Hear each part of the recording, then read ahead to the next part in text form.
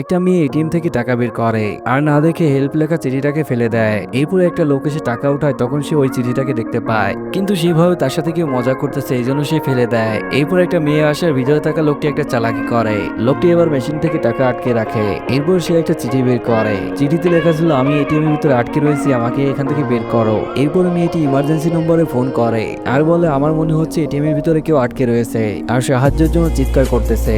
তখন অপারেটর এটা শোনার পরে অবাক হয়ে যায়। এর কিছু সময় পরে সেখানে পুলিশ আর ফায়ার ব্রিগেড চলে আসে। তখন পুলিশগুলো বুঝতে পারে একজন অপারেটর ভিতরে কাজ করার জন্য গিয়েছিল, তখন একটা ভুলের কারণে সে মেশিনের ভিতরে আটকে গিয়েছে।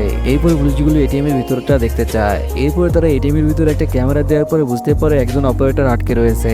এরপর ফায়ারম্যান এসে দরজার লকটাকে কাটতে শুরু করে। এরপরে লোহার রড দিয়ে দরজাটাকে খোলার চেষ্টা করে। এরপরে তারা অনেক চেষ্টা করার পরে দরজাটাকে খুলতে পারে। তখন ভিতরে একজন টেকনিশিয়ানকে দেখতে পায়। টেকনিশিয়ান প্রচুর পরিমাণে ঘেমে গিয়েছে।